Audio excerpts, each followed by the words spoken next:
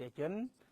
สมทลายนากุลจิตไม่บางตีจมูกกาตามด้านพิษณากรรมที่สันตินิษฐ์ไงสายระบบธานีตัว PNN บ่วิลเลียมมาประเปิลได้ประมาณดาวมาประมวลประกรีรอดไงสายไปในตัวเตชนแต่จะจูบจีมวยในเขียนบาดพร้อมเต็มทาการหนึ่งเวกมันสำคัญบ่ยิงประจำสัปดาห์บ่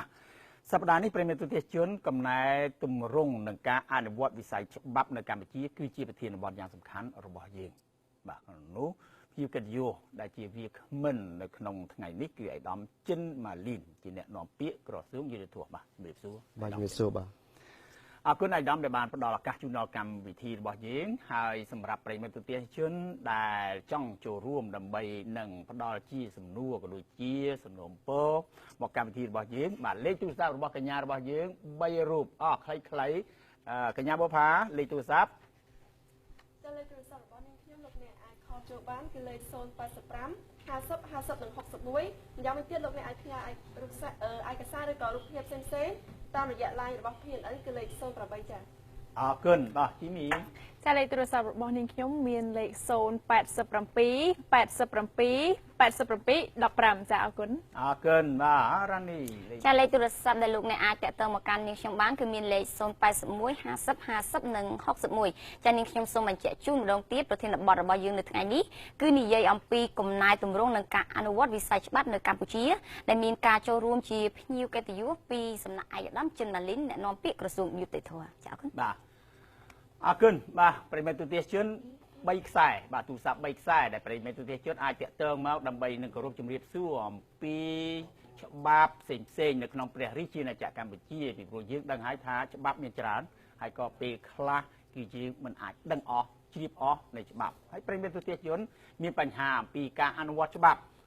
ระบอกโอนได้เมียนกันหล่อหมออาจจะมีเรียบซัวไอ้ดอมดำใบหนึ่งไอ้ดอมชู้จะมีเรียบจูนบอกปรีจูนปีโปรไอ้ดอมมันอาจดอกสลายบ้านในวิธีการบอกอย่างนี้แต่ไอ้ดอมอาจบ่มพลีจูนจะมีเรียบจูนในวิธีหรือโก้กันไหลนะได้ปริมาณตัวเตะจนอาจนั่งเติมตำแหน่งตำแหน่งเตะต้นดำใบ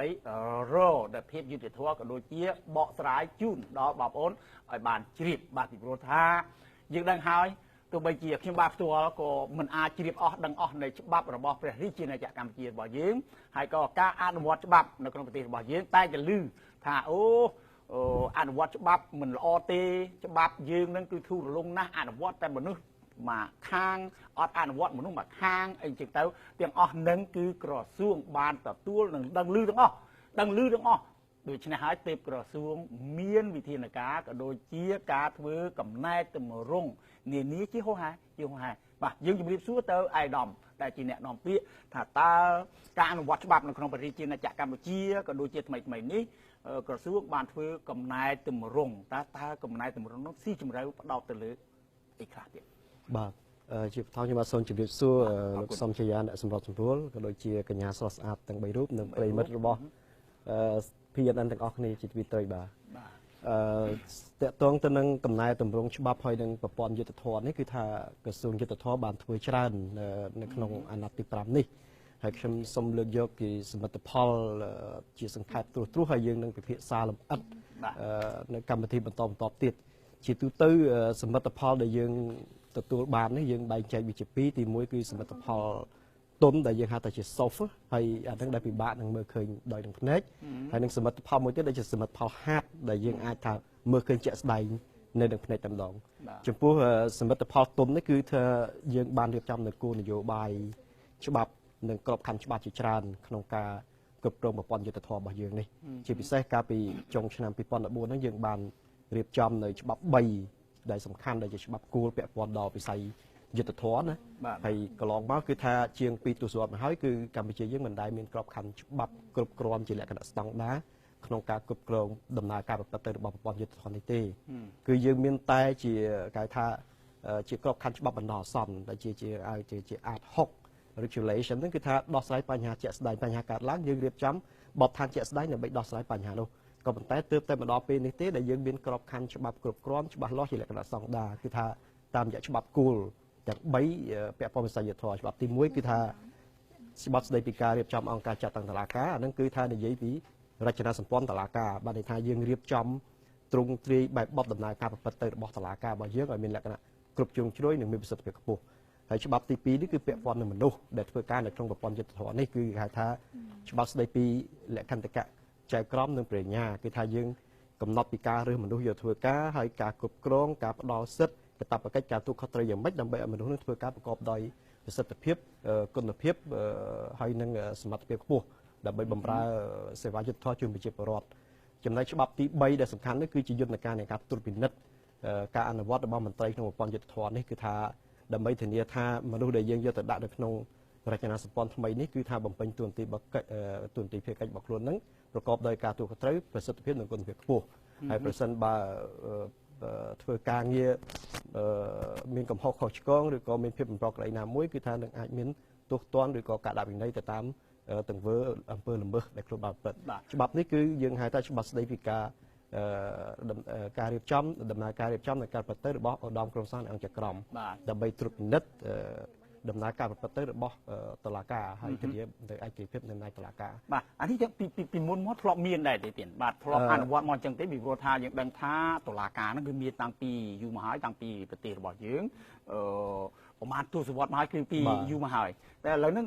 វានៅខ្វះនៅចន្លោះនៅឡើយឬក៏យ៉ាងណាឯងបាទពីមុនមកដូចយើងធ្លាប់ដឹងហើយប្រវត្តិសាស្ត្រកម្ពុជារបស់យើងឆ្លងកាត់សង្គ្រាមស៊ីវិលជាច្រើនហើយយើងចាប់ផ្ដើមពីចំណុច0នៅក្រោយពីការដួលរលំនៃបកខ្មែរល្អមកអញ្ចឹងទេយើ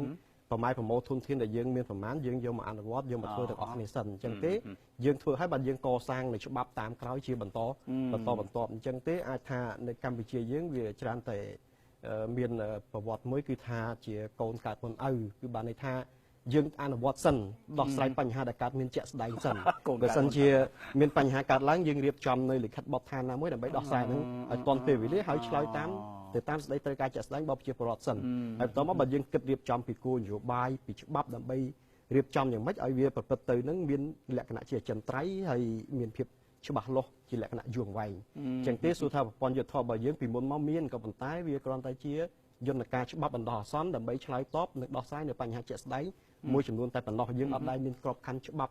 ់ច្បាស់លាស់គឺគ្រប់គ្រាន់គ្រប់ជ្រុងជ្រោយជាលក្ខណៈស្តង់ដារបែបនេះទេទើបនៅក្នុងអាណត្តិទី5នេះទេគឺដើមអាណត្តិនេះគឺថារាជរដ្ឋាភិបាលតាមរយៈក្រសួងយុទ្ធភ័ណ្ឌហ្នឹងគឺមានភារកិច្ចមួយគឺថារៀបចំតាក់តែងនៅច្បាប់គោលទាំង3នេះហើយច្បាប់នេះយើងរៀបចំហើយរយៈពេលជិត10ឆ្នាំហើយមិនទាន់បានបញ្ចប់ព្រោះវាជាច្បាប់មួយដែលមានសារៈសំខាន់ណាស់គឺថាគ្រប់គ្រងដំណើរការប្រព្រឹត្តទៅនឹងប្រព័ន្ធយុទ្ធសាស្ត្រយើងទាំងមូលតែម្ដងទើបនៅដាក់ចុងឆ្នាំ2014នេះទេដែលយើងសម្រេចបាននៅច្បាប់គោលទាំង3នេះទី1ច្បាប់រៀបចំអង្គការចាត់តាំងតុលាការទី2ច្បាប់ស្តីពីលក្ខន្តិកៈចែកក្រមនិងប្រញ្ញាទី3គឺច្បាប់ស្តីពីការរៀបចំនិងការប្រព្រឹត្តទៅនៃឧត្តមក្រុមប្រឹក្សានៃអង្គចក្រមចឹងទេគឺថាច្បាប់3នេះគឺឆ្លើយតបទៅនឹងសសរស្តម្ភទាំង3នៃការកែតម្រង់ច្បាប់ប្រព័ន្ធយុត្តិធម៌ទី1គឺការកែតម្រង់រចនាសម្ព័ន្ធប្រព័ន្ធយុត្តិធម៌តាមរយៈច្បាប់រៀបចំអង្គការចាត់តាំងតុលាការទី2គឺការកែតម្រង់មនុស្សគឺថារឿងមនុស្សមានសមត្ថភាពមានគុណធម៌សិលធម៌និងការទទួលខុសត្រូវអាហ្នឹងតាមរយៈច្បាប់ស្តីពីលក្ខន្តិកៈចែកក្រមនិងប្រញ្ញាហើយទី3យន្តការត្រួតពិនិត្យថាធ្វើម៉េចឲ្យមន្ត្រីក្នុងវិស័យយុត្តិធម៌ហ្នឹងគឺធ្វើការបោះលូតប្រកបដោយសិទ្ធិភាពខ្ពស់អាហ្នឹងគឺតាមរយៈច្បាប់ស្តីពីការរៀបចំនិងការប្រព្រឹត្តទៅនៃឧត្តមក្រុមប្រឹក្សាអង្គចក្រមគឺថាត្រួតពិនិត្យដំណើរការប្រព្រឹត្តទៅរបស់តុលាការបាទអញ្ចឹងថាទើបតែពេលនេះទៅយើងមានក្របខ័ណ្ឌច្បាប់ច្បាស់លាស់ជាលក្ខណៈគោលនយោបាយនឹងត្រឹមត្រូវទៀតបាទអ្វីដែលអាយដាមបានជម្រាបជូនលើកជូនប្រិយមិត្តទូទាំងជនពីព្រោះថាយើងក៏មើលឃើញដែរថាជារៀងរាល់ពេលគឺនៅរដ្ឋសភារបស់យើងតែងតែប្រជុំអនុម័តនៅច្បាប់នេះច្បាប់នោះជាហូរហែជាបន្តមានន័យថាយើងនៅមិនទាន់មានច្បាប់ប្រើគ្រប់គ្រាន់ទាំងអស់ដោយប្រទេសរបស់គេដែលគេអភិវឌ្ឍក៏ដូចជារីកចម្រើនជឿនលឿនរាប់រយឆ្នាំហើយនោះទេទៀតបាទដូច្នេះវាត្រូវការពេលវេលាដើម្បីនឹងរៀបចំកម្មវិធីរបស់យើងចង់ជម្រាបសួរថាតើអ្វីដែលជាការធ្វើកំណែទម្រង់នៅក្នុងពេលនេះអាយដាមសង្ឃឹមថានឹងធ្វើឲ្យមានការអនុវត្តវិវត្តរបស់ប្រជាពលរដ្ឋរបស់យើងលោកចង់បានថាធ្វើម៉េចឲ្យវាអនុវត្តច្បាប់ឲ្យបានល្អប្រសើរបាទដើម្បីអញ្ចឹងតទៅអនាគតឬក៏យ៉ាងណាទៀតបាទបាទថាឆ្លើយតបទៅនឹងសភាពការសន្តិសុខនៅពេលថ្មីនេះគឺថាក្រសួងយុទ្ធភ័ណ្ឌបានធ្វើច្រើនតាមរយៈការរៀបចំនៅកិច្ចប្រជុំជាមួយនឹងគ្រប់ភាគីដែលពាក់ព័ន្ធដែលមានទួនាទីភាគកិច្ចក្នុងការអនុវត្តច្បាប់ណាតាមពិតទៅយើងយន្តការទាំងអស់នេះយើងបានធ្វើពីមុនមករួចទៅហើយធ្វើជាប្រក្រតីហើយក៏ប៉ុន្តែពេលនេះយើងគ្រាន់តែពង្រឹងបន្ថែមនៅការអនុវត្តយន្តការទាំងអស់នេះឆ្លើយតបទៅនឹងបញ្ហាសន្តិសុខនិងសុវត្ថិភាពសង្គមសម្រាប់ប្រជាពលរដ្ឋក្នុងពេលថ្មីនេះទីមួយគឺថា ក្រសួងបានរៀបចំនៅកិច្ចប្រជុំជាមួយនឹងបណ្ដាប្រញ្ញាទូទាំងប្រទេសដើម្បីពិនិត្យឡើងវិញនៅការអនុវត្តនីតិវិធីច្បាប់ធ្វើម៉េចគឺថាអនុវត្តឲ្យបានត្រឹមត្រូវតាមបញ្ញត្តិច្បាប់ឆ្លើយតបតាមតម្រូវការរបស់ប្រជាពលរដ្ឋដើម្បីធានាថា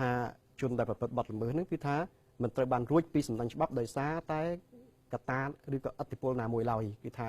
អ្នកដែលប្រព្រឹត្តល្មើសត្រូវទទួលខុសត្រូវទទួលទោសទៅតាមអំពើល្មើសដែលខ្លួនបានប្រព្រឹត្តចំណែកកិច្ចប្រជុំមួយទៀតគឺថាជាកិច្ចប្រជុំរវាងក្រសួងយុទ្ធភ័ពជាមួយនឹង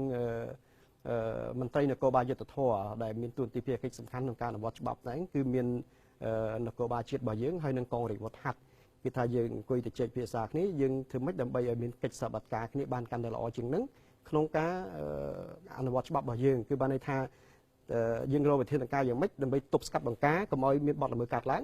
ងនៅពេលដែលមានបទល្មើសកើតឡើងហើយយើងធ្វើម៉េចដើម្បីបង្ក្រាបបទល្មើសនេះឲ្យបានស្វែងរកប្រភពហើយចាប់អ្នកជនដៃដល់និងអ្នកដែលចូលរួមទទួលខុសត្រូវបានមកទទួលទោសហើយនៅពេលដែលចាប់បានហើយ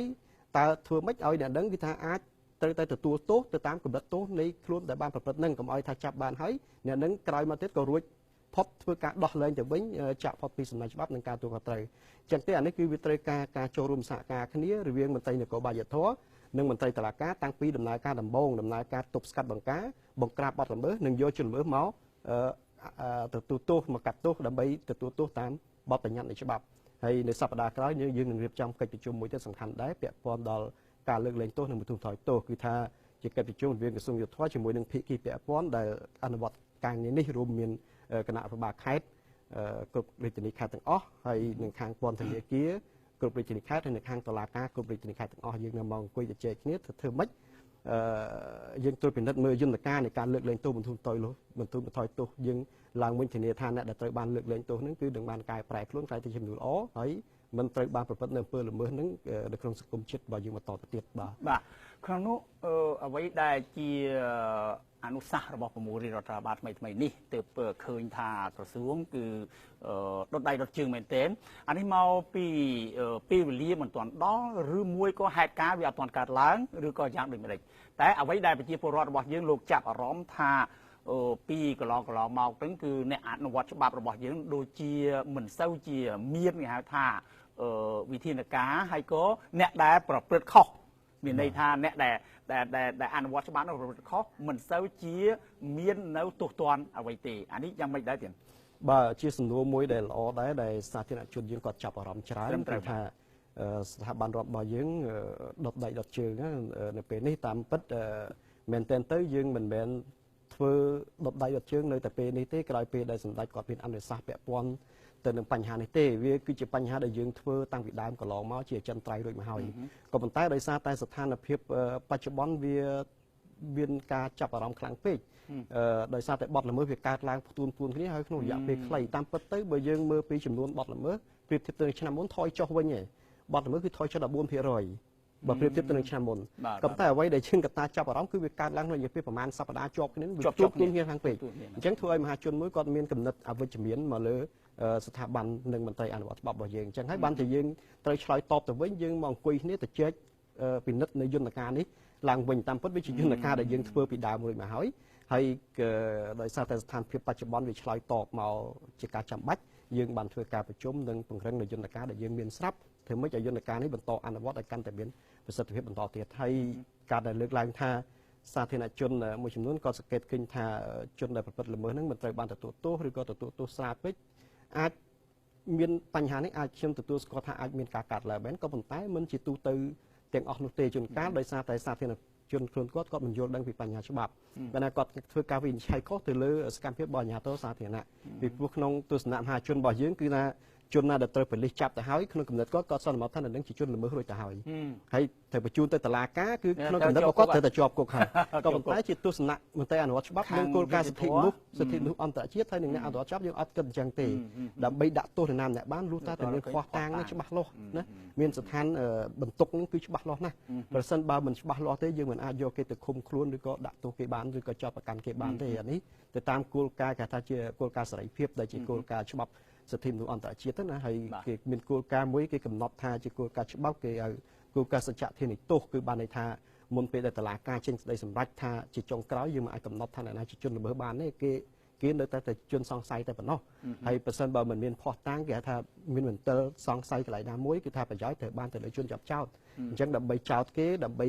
ឃុំគេបានអានឹងវាប៉ះពាល់ដល់សេរីភាពមុខមាត់កិត្តិយសគេធ្ងន់ធ្ងរគឺត្រូវតែមានភស្តុតាងនៅបន្ទប់ច្បាស់លាស់តាមបញ្ញត្តិច្បាប់ក៏ប៉ុន្តែសម្រាប់សាធារណជនរបស់យើងតែចាប់នរណាទៅហើយគឺកំណត់ថានៅហ្នឹងគឺត្រូវតែដាក់គុកបើមិនដាក់គុកទេមានភាពមិនប្រក្រតីអានេះគឺថាជួនកាលដោយសារតែការយល់មិនបានច្បាស់លាស់ពីទស្សនៈច្បាប់ការអនុវត្តនីតិវិធីរបស់តុលាការបាទអរគុណបាទនេះគឺជាការបកស្រាយរបស់ឯកឧត្តមជាអ្នកនាំពាក្យរបស់ក្រសួងយុតិធម៌ពីផ្លូវច្បាប់នៅទីណាបាទមានភាព logic ប្រសិនបើថាយើងចាប់គេហើយបាទចាប់ពេលខ្លះគឺចាប់គឺវាមានកំហុសតែកំហុសហ្នឹងវាធ្ងន់ស្រាលត្រឹមណាវាសំខាន់ទៅដល់តុលាការហើយមេធាវីរបស់គេមានមេធាវីរបស់គេដែរដូច្នេះមេធាវីរបស់គេបកស្រាយផ្លូវច្បាប់ទៅហើយភ័ស្តុតាងមានអត់គ្រប់គ្រាន់អាហ្នឹងគេរបូតអាហ្នឹងជារឿងធម្មតាចម្ងល់ទាំងអស់នេះប្រិយមិត្តទស្សនិកជនអាចទំនាក់ទំនងតាក់ទងក៏ដូចជាផ្ញើនៅសំណួរក៏ដូចជាសំណូមពរមកកម្មវិធីរបស់យើងតាមលេខទូរស័ព្ទ3ខ្សែគឺលេខទី1របស់កញ្ញាបុប្ផាគឺលេខ085 50 50និង61ចា៎61រីឯកញ្ញាជីមីចា087 87 87 15បាទរីឯរ៉ានីវិញចានាងខ្ញុំដូចជំរាបជូនដល់មិញ081 50 50និង61បាទអរគុណបាទកញ្ញាទាំង3រូបរងចាំស្វាគមន៍នៅរាល់សំណួរក៏ដូចជាសំណូមពររបស់ប្រិយមិត្តទូទាំងជនយើងសម្រាប់ម្ដងទៀតតិចទៀតយើងនឹងវិលមកជួបគ្នានៅក្នុងវគ្គបន្តទៀត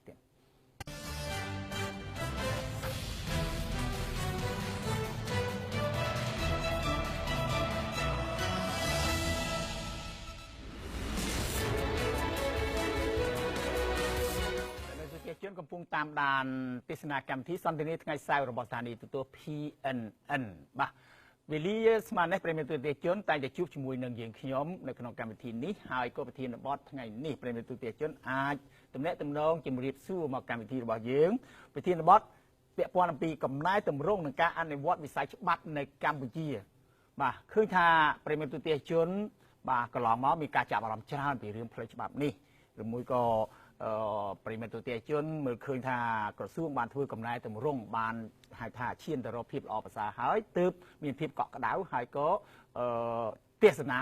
កម្មវិធីរបស់យើងដោយពុំមានសំណួរមកបាទនេះអាចអញ្ចឹងក៏ថាបានណាបាទក៏តែមិនអីទេមានមកគឺអាយដាមអ្នកនាំពាក្យក្រសួងយុទ្ធភ័ពគឺអាយដាមចិនម៉ាលីនលោកបានមានប្រសាសន៍ថាលោករីករាយនឹងបកស្រាយជំរាបជូនក៏ប៉ុន្តែមិនមែនរកដំណោះស្រាយនេះណាទេណាពីព្រោះលោកគ្រាន់ថាជាអ្នកនាំពាក្យក្រសួងទេរីឯការចង្អុលបង្ហាញខុសឬក៏ត្រូវធ្វើឲ្យអ្នកនេះឈ្នះអ្នកនោះចាញ់អីហ្នឹងគឺអត់មានទេនៅទីនេះមិនមែនជាវេទិកាមិនមែនតុលាការទេតែគ្រាន់ថាអាចបកស្រាយជម្រាបជូនប្រិយមិត្តទូទាំងជននៅគោលការណ៍ច្បាប់មួយចំនួនណាទេណាបាទអរគុណយើងជួបជាមួយនឹងភ្នាក់ងាររបស់យើងនៅខេត្តបរសេនុខេត្តបរសេនុឥឡូវហ្នឹងកំពុងតែមមាញឹកខ្លាំងបាទដោយសារថាភ្ញៀវទេសចរមានតែច្រើនមែនទែនបាទច្រើនកកមែនទែនយើងពាក់ព័ន្ធបន្តិចទៀតណាពីព្រោះលោកមុនលេងក៏មានសំណួរមកកម្មវិធីរបស់យើងដែរតែមុននឹងដល់សំណួររបស់គាត់យើងនឹងជម្រាបសួរអំពីទស្សនវិជ្ជាបាទខ្លះអំពីភ្ញៀវទេសចរក៏ដូចជាថ្ងៃឈប់សម្រាកឆ្លងឆ្នាំរបស់កម្ពុជារបស់យើងឆ្លងឆ្នាំសកលនេះបាទជួបជាមួយនឹងលោកហ៊ុយមុនលេងទៀតអាឡូលោកមុនលេងបាទសូមគោរពលោកនាយកសូមជំរាបសួរឲ្យឧត្តមចិនម៉ាលីនអ្នកនាំពាក្យក្រសួងយុទ្ធភ័ពជាទីគោរពឲ្យសូមគោរពទស្សនិកជនជាទីគោរពបាទអរគុណលោកមុនលេងបាទយ៉ាងម៉េចដែរទស្សនវិជ្ជាស្ដីអំពីការឈប់សម្រាកក៏ដូចជាការចូលរួមនៅពិធីឆ្លងឆ្នាំរបស់បងប្អូនយើងជាពលរដ្ឋយើងនៅខេត្តបរសេនុលោកមុនលេងអរគុណលោកនាយកមែនទែនទៅមិនត្រឹមតែនៅថ្ងៃនៅយប់ថ្ងៃទី31មួយយប់ហ្នឹងទេម្សិលមិញតមកដល់ថ្ងៃទី1ម្សិលមិញនៅតំបន់ឆ្នេរអូជាអ្នកទេសចរនោះក៏នៅតែណែនណាន់តាមស្ដាប់នៅតាមតូបលក់ដូរនៅឆ្នេរអូជាដែរដោយសារតែពួកគាត់នឹងបន្តការកំសាន្តហើយបើតាមការគិតទុកសម្រាប់ថ្ងៃសៅរ៍នេះឬថ្ងៃអាទិត្យស្អែកក៏នៅតែមានអ្នកទេសចរលោកមកលេងកំសាន្តនៅឯក្រុងបរសេនុដែរហើយសម្រាប់ពិធីបុណ្យឆ្លងឆ្នាំសកលនេះរបាយការណ៍ផ្លូវការរបស់រដ្ឋបាលខេត្តមានប្រកាសថាមានមហាជនដែលចូលរួមមកតំបន់ឆ្នេរអូជាហ្នឹងជាង 110000 នាក់លោកយកនៅថ្ងៃបាញ់ទៅជួយឆ្លងឆ្នាំបាននៅតែនៅចុងម៉ោងហ្នឹងមានប្រមាណជាង 110000 នាក់ហើយនៅឆ្នេរអូជាហ្នឹងអត់មានកន្លែងឈរតែខ្លះឈរដល់ក្នុងទឹកបាទព្រោះថាវាពេញព្រៀបទៅនិយាយរួមមកចាប់តាំងពីតំបន់ផ្លូវថ្នល់ចាប់ពីជួរផ្លូវថ្នល់អូជាមកទល់នឹងទឹកសមុទ្រគឺពេញទាំងអស់បាទអត់មានសល់កន្លែងណាដែលថាអត់មានកន្លែងឈ ឈរកន្លែងអង្គុយលោកយុពេញដល់បាទលោកយុបាទ បាទដូច្នេះអាជីវកររបស់យើងលោកពិតជាសប្បាយរីករាយនៅក្នុងការលក់ដូររបស់ពួកគាត់ណា បាទបាទ បាទដូច្នេះគាត់ប្រមូលគាត់ប្រមូលទ្រព្យនៅខ្ញុំមានជួបជាមួយបងអាជីវករម្នាក់គាត់នៅអង្គុយចិត្តយើងលោកយុអាចជួបជាមួយគាត់ អូខេបាទជួបតិចមើលបាទចង់ជម្រាបសួរអំពីរបររត់ទូទានរបស់គាត់នៅក្នុងពិធីបុណ្យទានធំអញ្ចឹងអាឡូ ជំរាបសួរលោកយុ បាទជំរាបសួរបងស្រីជំរាបសួរបាទអូបាទអរគុណដែរបងស្រីបាទដែលបានចំណាយពេលវេលាចូលរួមកម្មវិធីរបស់យើងកម្មវិធីយើងចង់ជំរាបសួរអំពីការលក់ដូររបស់បងស្រីនៅក្នុងឆ្នាំនេះយ៉ាងម៉េចដែរនៅឆ្នេរអូឈើទាលឆ្លងឆ្នាំសកលនេះលក់ដាច់ទេភ្ញៀវច្រើនទេបងស្រី ចាលោកយុឆ្នាំនេះភ្ញៀវច្រើនណាលោកយុឆ្នាំនេះនិយាយរួមទៅដូចថារាល់ឆ្នាំក៏មនុស្សអត់ទៅដល់ឆ្នាំនេះហើយឆ្នាំនេះកើនឡើងចាទ្វេច្រើនហ្មងទ្វេដងហ្មងឆ្នាំចាទ្វេដងហ្មងលោកយុ បាទនៅកែបក៏អញ្ចឹងណាតំបន់ឆ្នេររបស់យើងនឹងខ្លាំងមែនទែនបាទនៅកែបក៏ថាទ្វេដងដែររត់តែក្តាមហូបមិនចង់បាននៅកែបឥឡូវបាទហើយយ៉ាងបងស្រីនេះលក់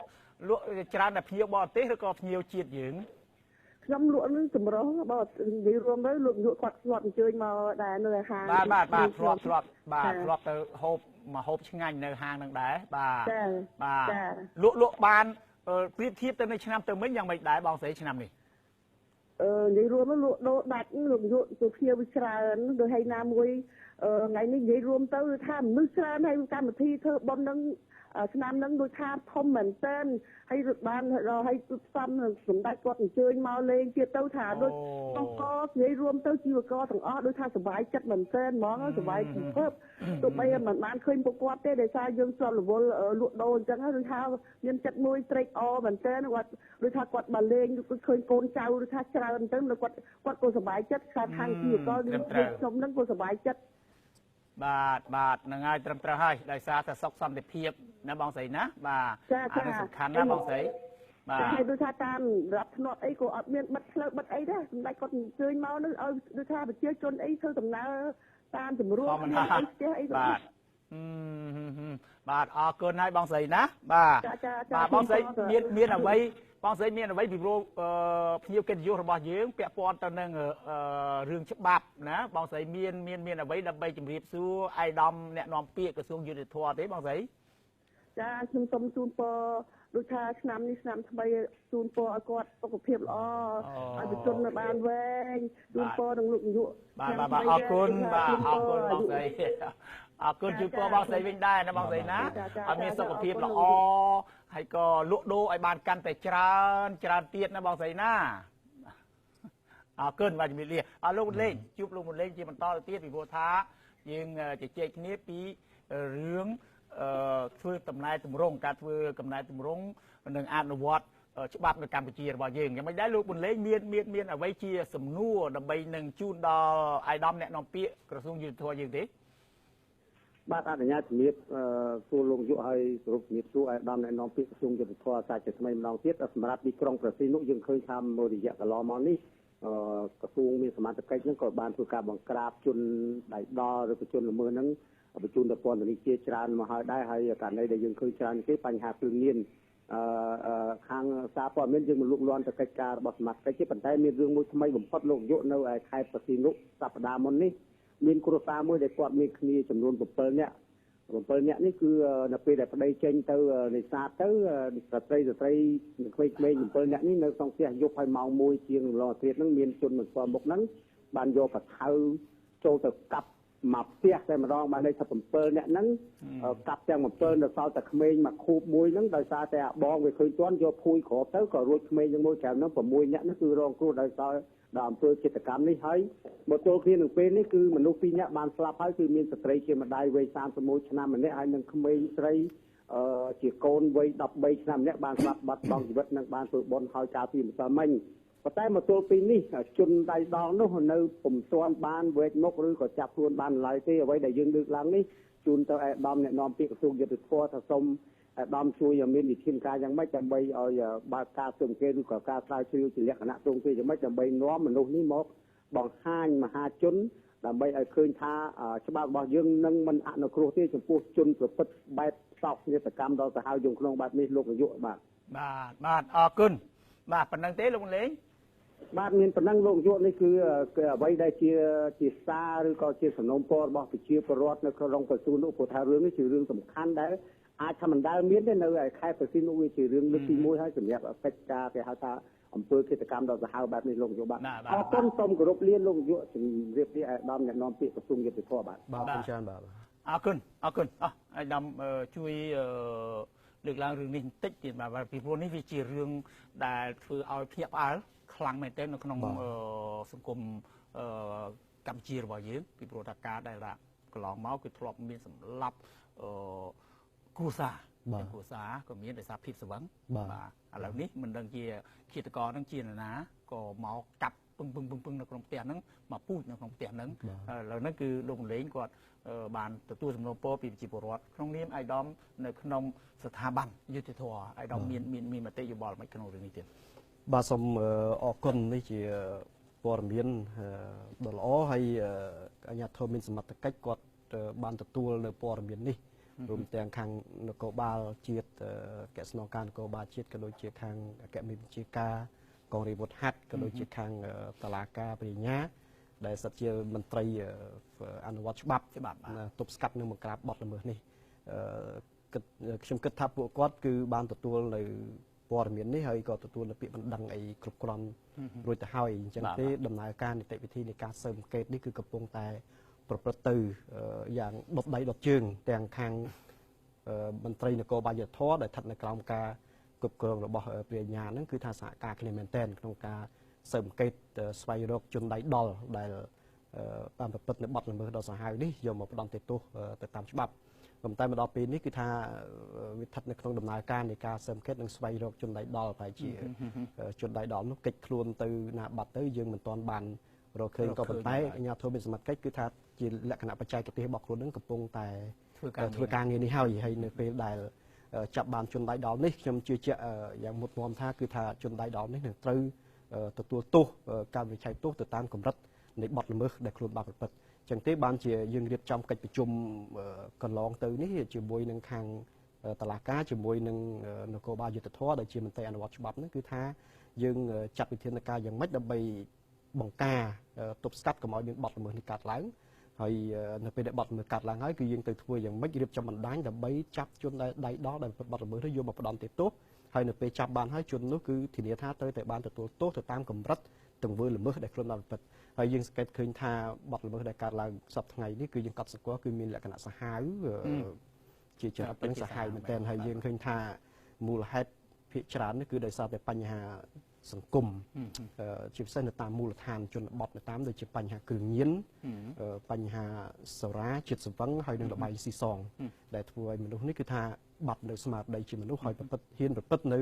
បទល្មើសដែលសាហាវឃោឃៅដែលយើងកម្រនឹងឃើញពីមុនមកពេលខ្លះទៅគឺថាសមាជិកគ្រួសារនេះគឺសម្រាប់គ្រួសារឯងប្រពន្ធហើយនឹងកូននោះដោយសារតែជាតិស្វឹងហើយនឹងគ្រឿងញៀននេះឯងហើយយើងជនល្មើសដែលយើងចាប់បានកន្លងមកនោះគឺភាគច្រើនគឺមានសារធាតុញៀននៅក្នុងខ្លួនគឺថាប្រើប្រាស់គ្រឿងញៀនហើយបន្ទាប់ពីប្រើប្រាស់គ្រឿងញៀនគឺคล้ายទៅជាជនល្មើសប្រព្រឹត្តនៅបទល្មើសសាហាវមនុស្សជាតិផ្សេងទៅទៀតអញ្ចឹងទេគឺថាកត្តាអនុវត្តច្បាប់នេះគឺថាត្រូវគូផ្សំជាមួយនឹងកត្តាសង្គមណាធ្វើម៉េចទៅបញ្ហាភូមិឃុំមានសុវត្ថិភាពហ្នឹងគឺត្រូវតែពង្រឹងហើយយន្តការអនុវត្តច្បាប់នេះគឺត្រូវតែអនុវត្តឲ្យបានដូចគ្រឿងរលឹមគឺថាអ្នកដែលប្រព្រឹត្តល្មើសត្រូវតែទទួលទោសទៅតាមច្បាប់ដែលបានកំណត់បាទត្រឹមត្រូវបាទអរគុណអាយដាមបាទប្រិយមិត្តទូទាំងជនយើងក៏បានទទួលនៅសំណួរជាច្រើនតាមប្រព័ន្ធទូរស័ព្ទរបស់កញ្ញាយើង3រូបបាទតិចទៀតយើងនឹងវិលមកជួបគ្នានៅក្នុងវគ្គបន្តដើម្បីនឹងយកនៃសំណួរដែលប្រិយមិត្តទូទាំងជនបានផ្ញើតាមកញ្ញា3រូបរបស់យើងមកអាយដាមជាវាគ្មិនគឺអាយដាមចិនម៉ាលីនដែលជាអ្នកនាំពាក្យក្រសួងយុត្តិធម៌តិចទៀតយើងជួបគ្នានៅក្នុងវគ្គបន្តសូមសម្រាប់មួយភ្លេចសិនទៀត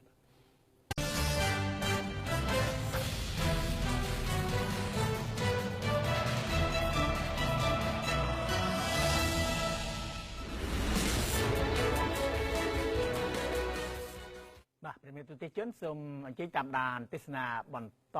នៃកម្មវិធីសន្ទនាថ្ងៃសៅរ៍របស់ស្ថានីយទូរទស្សន៍ PNN កម្មវិធីនេះជាកម្មវិធីផ្សាយផ្ទាល់បាទនៅរាល់សំណួររបស់ប្រិយមិត្តទូទាំងជនសហការីរបស់យើងកញ្ញាស្រស់ស្អាតរបស់យើងលោកបានទទួលហើយ ហើយក៏បាទវគ្គនេះយើងនឹងលើកយកនៅសំណួរបាទអាននៅសំណួររបស់ប្រិយមិត្តទស្សនិកជនដែលក្នុងនោះកញ្ញាសុបុផាបាទមានសំណួរអ្វីខ្លះពីប្រិយមិត្តរបស់យើងឃើញតែច្រើនប៉ុន្តែគ្រាន់តែប្រហែលគ្នាយើងដាក់ម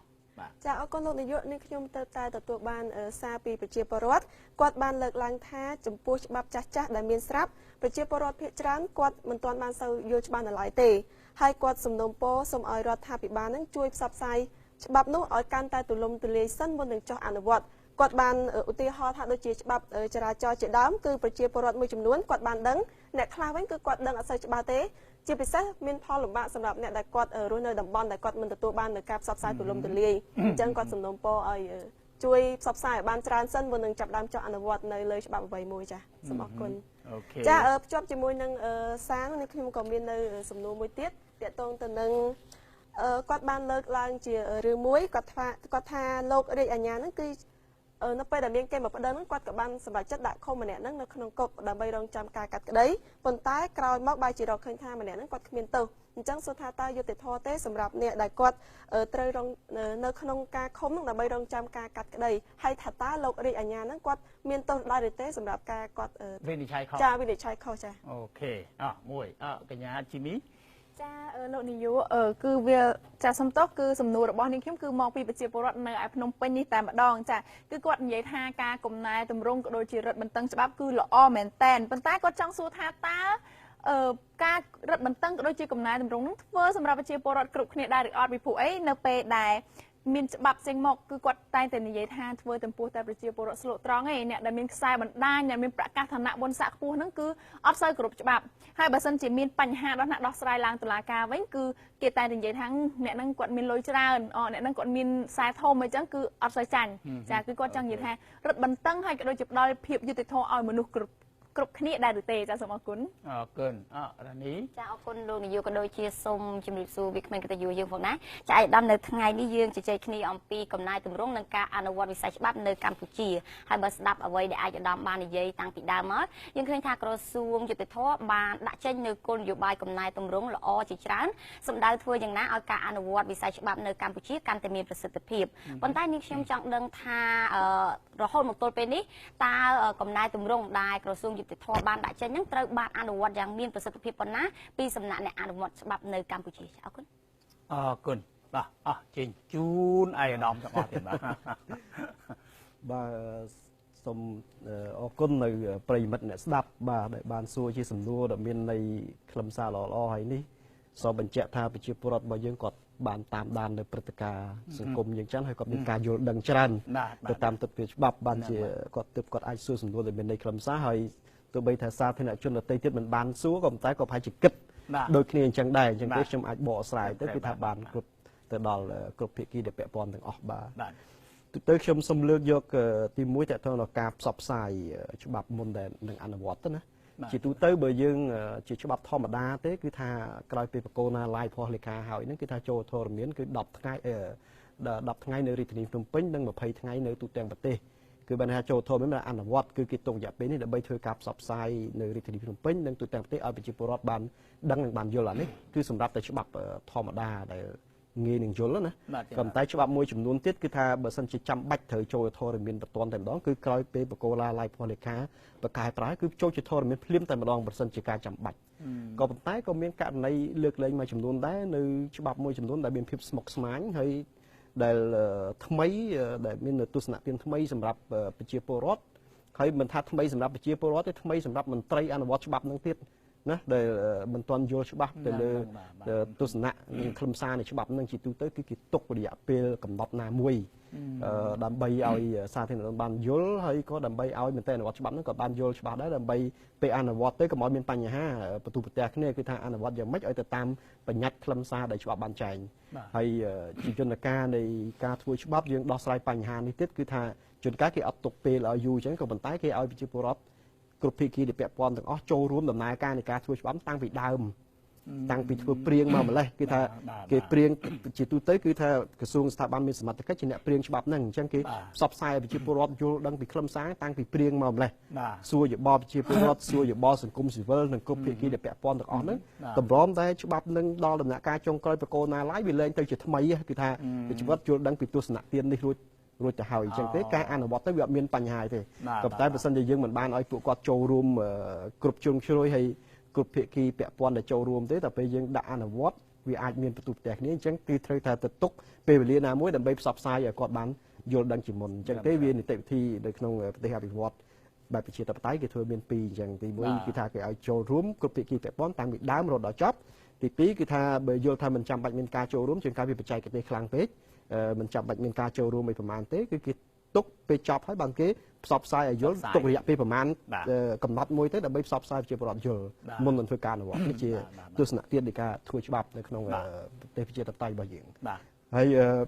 សំណួរពីពាក់ព័ន្ធនឹងសំណួរដូចជាដែលលោកជាប្រវត្តិលើកការប្រញាប់ឃុំខ្លួនជនសង្ស័យឬក៏ជនជាប់ចោតករណីនេះគឺជាការឃុំខ្លួនបណ្ដោះអាសន្នជាទូទៅក្នុងករណីមួយចំនួនគឺកាលណាមានម្ដងមកទៅប្រញ្ញាគាត់ធ្វើការស៊ើបអង្កេតគាត់រកឃើញជនសង្ស័យក្នុងករណីមួយចំនួនគាត់មិនឃុំខ្លួនបណ្ដោះអាសន្នទេគឺទុកឲ្យនៅស្ថិតនៅក្រោមការត្រួតពិនិត្យរបស់តុលាការ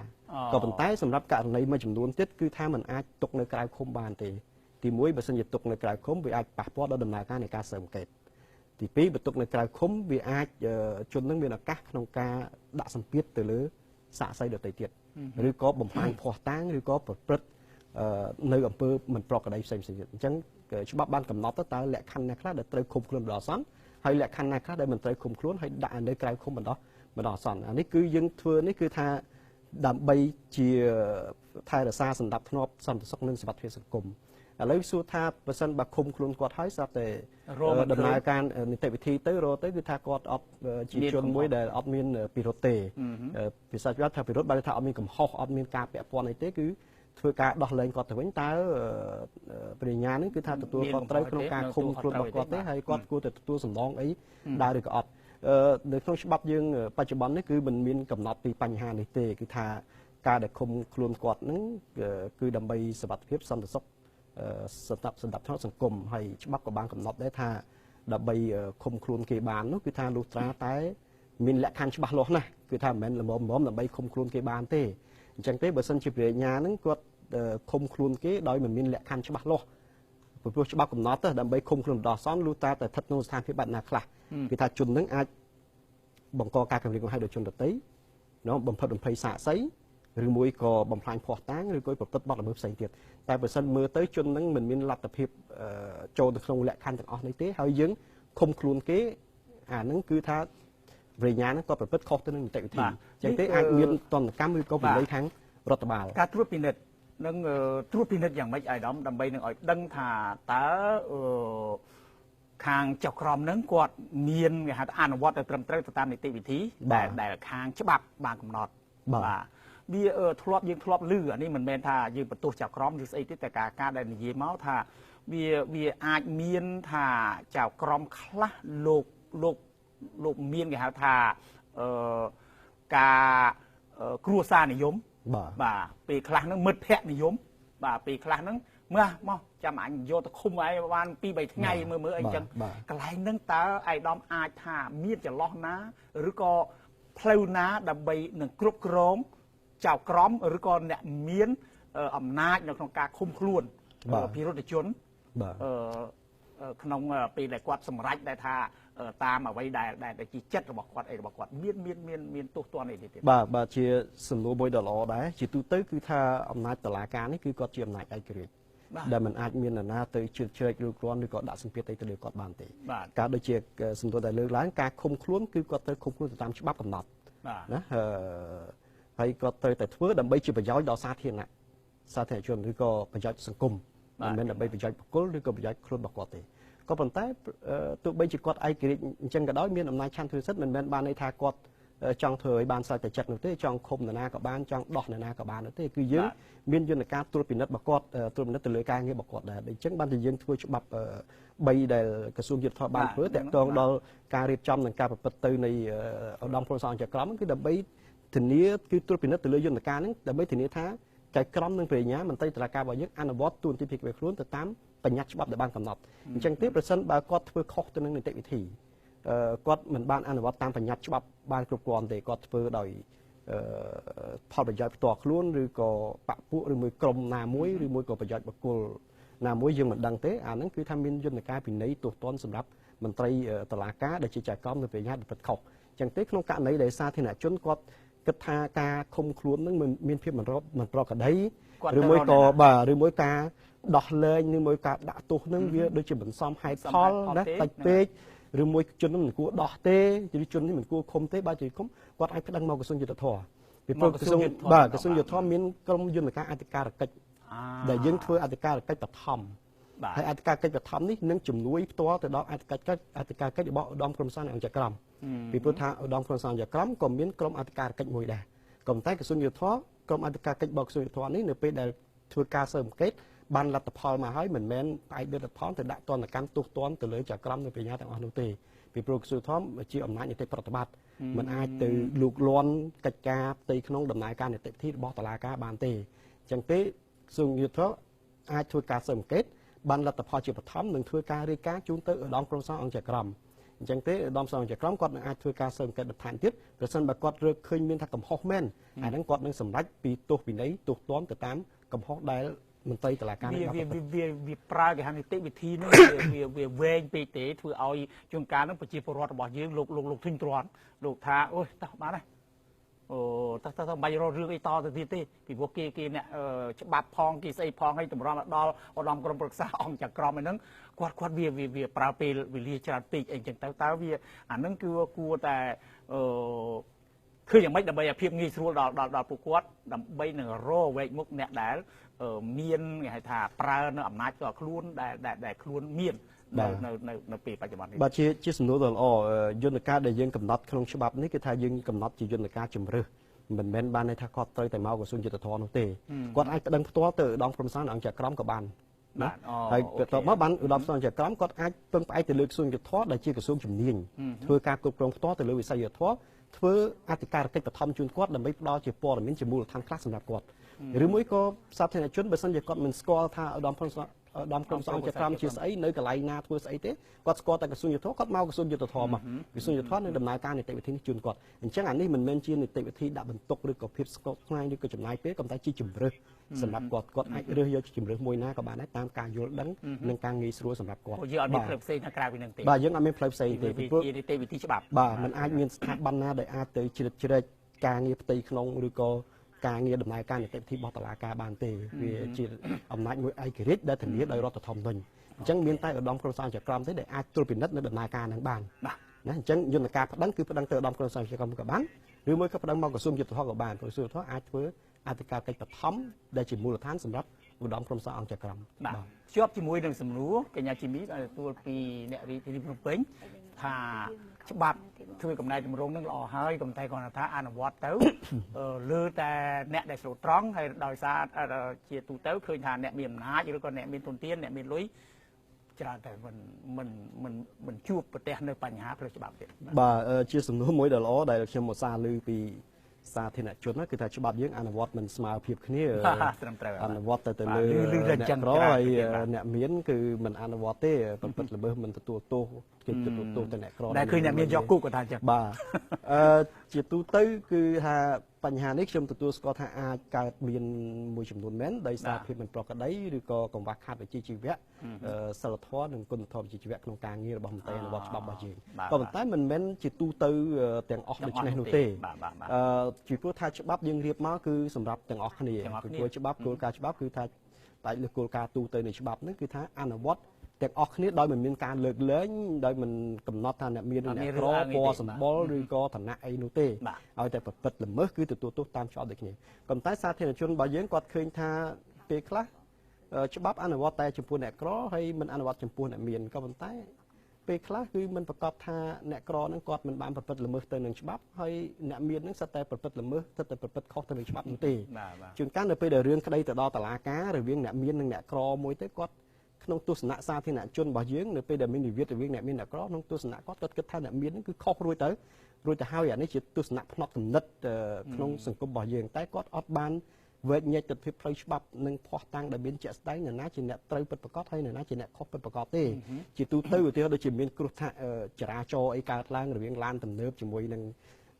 ម៉ូតូឬក៏កង់កាចាស់អីចឹងណាគាត់គិតថាអ្នកមានបើករំលោភគេរួចទៅហើយអ្នកមានត្រូវទទួលខុសត្រូវណាអ្នកក្រហ្នឹងគឺ slow ត្រង់តែមិនគិតថាអ្នកក្រហ្នឹងគឺបើខុសច្បាប់ចរាចរណ៍ហើយទៅធ្វើបង្កប៉ះពាល់ទៅដល់អ្នកមានគឺជួនកាលគាត់អត់បានគិតទៅលើទស្សនវិជ្ជាច្បាប់អញ្ចឹងទ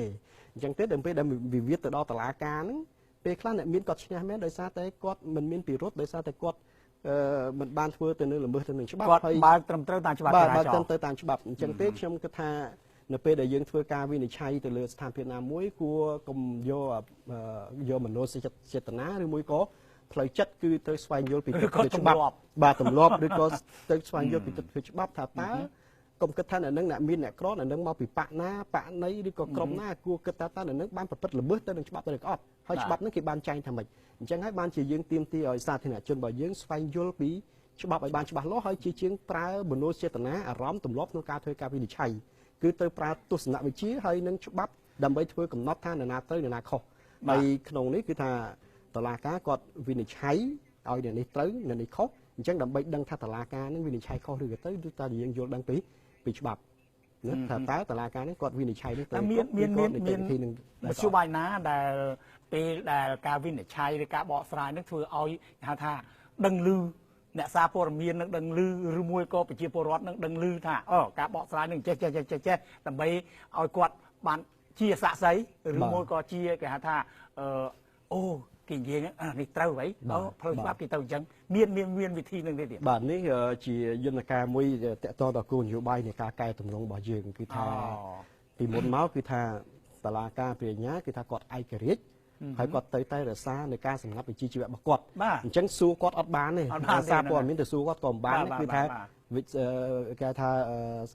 ភាពសម្ងាត់វិជ្ជាជីវៈបើស្អីក៏សម្ងាត់ស្អីក៏សម្ងាត់ដែរបើស្អីបើនិយាយទៅគឺថាអាចប៉ះពាល់ដល់ដំណើរការនៃការសេដ្ឋកិច្ចក៏ប៉ុន្តែវាមិនមែនសិតអញ្ចឹងទាំងអស់ទេវាមានរឿងមួយចំនួនអាចបកស្រាយបានរឿងមួយចំនួនដែលជាការសម្ងាត់យើងរក្សាការសម្ងាត់អញ្ចឹងទេដើម្បីជៀសវាងថាកុំឲ្យចៅក្រមនៅបញ្ញាគាត់និយាយចង្ការនិយាយគាត់អាចជ្រុលណានិយាយជ្រុលទៅវាអាចប៉ះពាល់ដែរអញ្ចឹងទេបានយើងបង្កើតអង្គភាពមួយដែលគេថាអង្គភាពរដ្ឋបាលតុលាការអង្គភាពរដ្ឋបាលតុលាការនេះគឺយកដើមមានពីមុនមកទេទើបតែច្បាប់រៀបចំអង្គការចាត់តាំងតុលាការមកទេរដ្ឋបាលតុលាការនេះគឺថាជួយដល់ចៅក្រមព្រះញ្ញាទៅលើការងារជាមួយសាធារណជនត្រឹមត្រូវណាសាធារណជនមានចម្ងល់អីឬក៏ចង់សួរពីដំណើរការនីតិវិធីរឿងរបស់គាត់នឹងដល់ណាហើយគឺទៅរដ្ឋបាលតុលាការដែលជាច្រកចេញចូលតែមួយគាត់អត់ត្រូវទៅជួបព្រះញ្ញាទៅជួបចៅក្រមតែកាន់រឿងក្តីនេះព្រោះតែកាលណាជួបគ្នាអាចមានភាពមិនប្រក្រតីណាអញ្ចឹងដល់ខាត់គេឲ្យជួបទេគឺជួបរដ្ឋបាលតុលាការអាចសួរព័ត៌មានពាក់ព័ន្ធទៅនឹងរឿងក្តីរបស់គាត់និងអ្នកសារព័ត៌មានឬក៏សាធារណជនទូទៅដែលចង់ស្វែងយល់ពីដំណើរការនីតិវិធីរបស់តុលាការតើរឿងហ្នឹងមិនបានទៅជាអញ្ចឹងហើយមិនបានជាសម្ដេចអញ្ចឹងគឺតាក់ទងទៅរដ្ឋបាលតុលាការរដ្ឋបាលតុលាការនេះនឹងផ្ដល់ព័ត៌មានហើយជាច្រកចេញចូលតែមួយសម្រាប់សាធារណជនហើយកាលពីមុនយើងអត់អញ្ចឹងទេអត់មានរដ្ឋបាលតុលាការទេគឺថាចៅក្រមព្រះញ្ញាគឺធ្វើការងារគ្រប់មុខទាំងអស់ទាំងការងារសម្ដេចសេចក្តី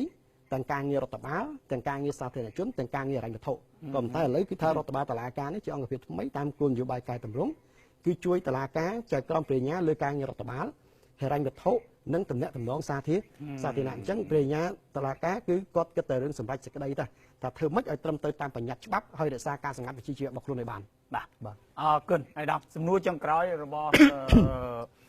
់កញ្ញារ៉ានីពាក់ព័ន្ធទៅនឹងសំណួរខ្ញុំនឹងផ្ដល់ជំនួយរបស់យើងចាជាសំណួរមួយដែលល្អជាទូទៅក្នុងក្របខ័ណ្ឌគោលនយោបាយគឺក្រសួងបានក៏ដូចរាជរដ្ឋាភិបាលបានខិតខំយកទៅរៀបចំនៅគោលនយោបាយច្បាប់ណាគោលនយោបាយនិងក្របខ័ណ្ឌច្បាប់បាទដើម្បីធានាថាការអនុវត្តច្បាប់ឲ្យមានប្រសិទ្ធភាពទោះតែយើងមានច្បាប់ឲ្យបានគ្រប់គ្រាន់ហើយយើងមានច្បាប់បានគ្រប់គ្រាន់ទេក៏អ្នកអនុវត្តហ្នឹងក៏ពិបាកក្នុងការអនុវត្តដែរបាទដល់ច្បាប់ល្អហើយច្បាប់ល្អគ្រប់គ្រាន់ហើយវាសំខាន់ទៅលើអ្នកអនុវត្តបាទអញ្ចឹងវាទាមទារឲ្យអ្នកអនុវត្តហ្នឹងយល់ដឹងពីទស្សនៈនឹងខ្លឹមសារនៃច្បាប់នៅបានច្បាស់លាស់ហើយអនុវត្តឲ្យត្រឹមត្រូវទៅតាមបទបញ្ញត្តិដែលច្បាប់នឹងបានកំណត់ហើយក្នុងនេះគឺត្រូវការទាមទារនៃការបណ្ដុះបណ្ដាលយើងទទួលស្គាល់សពថ្ងៃហ្នឹងគឺថាអាចមន្ត្រីអនុវត្តច្បាប់របស់យើងគាត់នៅមានកង្វះខាតទាំងផ្នែកសមត្ថភាពទាំងផ្នែកជំនាញហើយក៏ផ្នែកសម្ភារៈហិរញ្ញវត្ថុអីមួយចំនួនក៏គាត់មានការផ្លាស់ប្ដូរនេះទៀតបើអ៊ំម៉ាថាឃើញថាមន្ត្រីនេះនៅខ្វះខាតអញ្ចឹងអាចថាមានអ្នកក្រាន់បើជាងអ្នកចេះដឹងជាងយកទៅដាក់ជំនួសអញ្ចឹងមាននីតិវិធីនឹងទៀតទូទៅគឺនីតិវិធីនៃការគ្រប់គ្រងមនុស្សការដោះស្រាយបញ្ហានេះយើងមានមធ្យោបាយច្រើនណាស់ទីមួយយើងធ្វើការបដិបដាគាត់បាទបដិបដាបញ្ហាមុនយើងរើសមកយើងបដិបដាគាត់សិនបាទហើយជាងការរើសមកដាក់ហើយយើងបដិបដាគាត់បន្តទៅទៀតការងារអនុវត្តជាក់ស្ដែងហើយបើសិនជាបដិបដាហើយនៅតែមិនទៅទៀតហើ ហើយនៅតែប្រព្រឹត្តខុសណានៅតែមានកំហុសទៀតអាហ្នឹងយើងមានតន្តកម្មខាងវិន័យមានការផ្លាស់ប្ដូរដកតំណែងឬក៏ទូនាទីរបស់គាត់ដើម្បីដាក់អ្នកដែលគេអាចធ្វើការងារនឹងបានបន្តសិទ្ធិភាពអញ្ចឹងត្រឡប់មកវិញគឺថាយើងមានច្បាប់ល្អមានគោលនយោបាយល្អត្រូវការអ្នកអនុវត្តហ្នឹងក៏ល្អដែរគឺថាយល់ដឹងពីច្បាប់ណាមានសិលធម៌គុណធម៌សមត្ថភាពមានសមត្ថភាពសិលធម៌ជីវៈហើយគ្មានគុណធម៌ក៏ទៅអត់រួចដែរណាអញ្ចឹងមានចំណេះដឹងមានជំនាញមានសិលធម៌មានគុណធម៌ហើយនឹងមានយន្តការគ្រប់គ្រងគាត់ទៀតព្រោះថាដាក់ការងារគាត់ធ្វើឲ្យអត់មានយន្តការលើកទឹកចិត្តដល់ការគ្រប់គ្រងរៃធុសម្ភារៈដល់គាត់ឲ្យគាត់ទៅអនុវត្តការងារមានប្រសិទ្ធភាពយ៉ាងម៉េចកើតអញ្ចឹងការកែយកកំណែតម្រង់របស់យើងនេះគឺថាយើងរៀបចំច្បាប់បានគ្រប់គ្រាន់បណ្ដុះបណ្ដាលពង្រឹងសមត្ថភាពមន្ត្រីអនុវត្តច្បាប់យើងឲ្យភាពរឹងមាំនិងផ្ដល់យន្តការគ្រប់គ្រងទាំងសម្ភារៈនិងហិរញ្ញវត្ថុទៅដល់គាត់ប្រព្រឹត្តធ្វើល្អមានការលើកទឹកចិត្តបើសិនជាមានកំហុសគឺត្រូវទទួលទោសនឹងវិន័យទៅតាមច្បាប់បានកំណត់ហើយទន្ទឹមនឹងនេះគឺថាវាទាមទារការចូលរួមពីសាធារណជនយើងដែរណាក្នុងការអនុវត្តច្បាប់យើងល្អមន្ត្រីយើងល្អតែបើសាធារណជនក៏អត់យល់ណាក៏អត់យល់គឺនៅតែមានបញ្ហាអញ្ចឹងណាមិនគោរពទៀតជួនកាលការមិនគោរពអាចដោយសារតែការគាត់មិនយល់ហើយជួនកាលខ្លះទៀតគាត់យល់ហើយមានចេតនារំលោភទៅលើហ្នឹងអញ្ចឹងទាមទារឲ្យមានការយល់ដឹងគ្រប់ផ្នែកភាគីពាក់ព័ន្ធទាំងអ្នកក្រសួងដែលធ្វើក្របខ័ណ្ឌគោលនយោបាយច្បាប់ដែលមន្ត្រីអនុវត្តដែលមានភារកិច្ចអនុវត្តផ្ទាល់ហើយទាំងសាធារណជនដែលចូលរួមអនុវត្តទាំងអស់គ្នាបាទអូខេបាទអរគុណអាយដាមជាងសម្រាប់ម្ដងទៀតហើយតិចទៀតវិលយកនៅសំណួររបស់ប្រិមិត្តទូទេសជនដែលបានផ្ញើមកកម្មវិធីរបស់យើងតាមលេខទូរស័ព្ទ3ខ្សែដែលប្រិមិត្តទូទេសជនបានផ្ញើមកនៅទីណាសូមអនុញ្ញាតសម្រាប់ផ្លេចសិនតិចទៀតជួបគ្នានៅក្នុងវគ្គបន្តទៀត